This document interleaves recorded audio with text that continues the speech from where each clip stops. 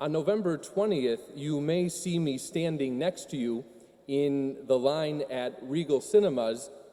I don't know about you, but I can hardly wait for The Mockingjay Part 2 to come out. How many of you here have seen The Hunger Games? If you haven't seen it, see it. It's a series of movies. And if you haven't seen it, and don't worry, I'm not going to give a spoiler alert, this series is about the nation of Panem, which is divided into 12 districts. Each district is required to send 2 participants to these games. And the winner of the games is basically the one person who survives by killing his or her competitors and by surviving the many inhuman obstacles that are placed in his or her path. That's pretty disturbing, if you ask me. What is even more disturbing is that people all over the nation of Panem watch this, some of them for entertainment, many of them in disbelief.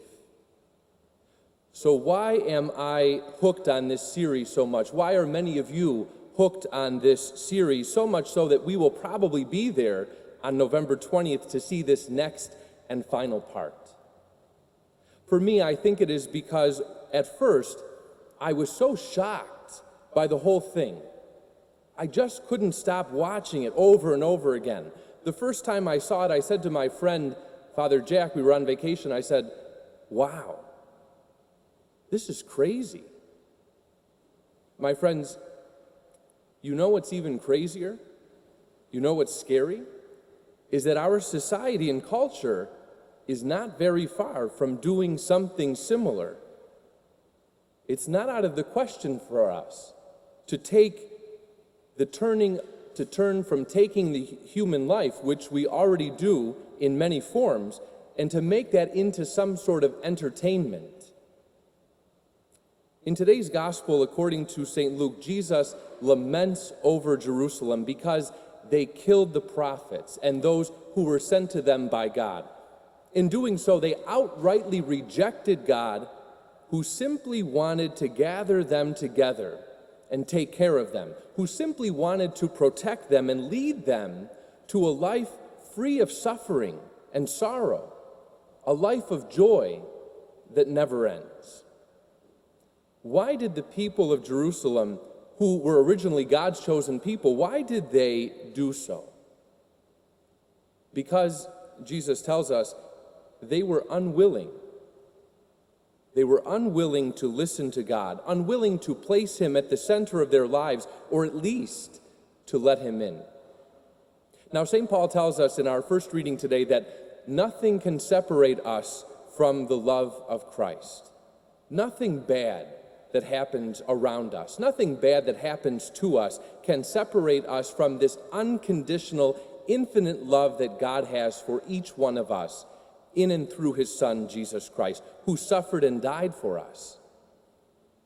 But one thing actually can: our unwillingness, our stubborn unwillingness to be open to God, to be open to His love and His plan for us, can lead us to 2 things.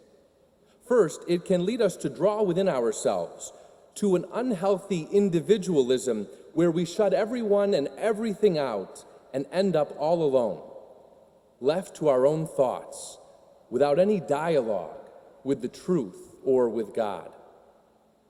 Second, our stubborn unwillingness to be open to God can lead us to do what the people of Jerusalem did to the prophets and those whom God sent them, what the leaders of Panem did in the Hunger Games, to treat life, our own life, the lives of others, as insignificant, as without value, or even as dispensable, something that can be simply tossed to the side or gotten rid of altogether.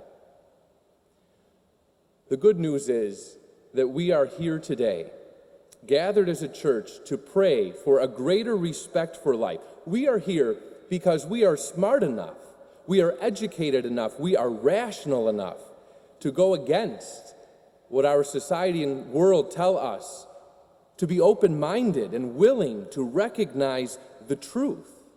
The fact that every human life is created uniquely by God in His image and likeness, with a soul, with a rational mind. And because of this, every life has inherent value. Every life is worth living. A life that is still in the womb and not yet born or seen. A life that is burdened by illness or a disability. A life that is unfortunately experiencing pain and suffering and tempted to put an end to it all. A life that is near its end and experiencing the challenging effects of old age. Every life is worth living. While some of the leaders in the Hunger Games did not believe this, the majority of the people did. And I hope that we will see in this last movie the triumph of the value of human life. I hope that we will see the triumph of someone, the main character and those who were gathered around her, who was not unwilling, but of someone who was willing to fight for the realization of the truth.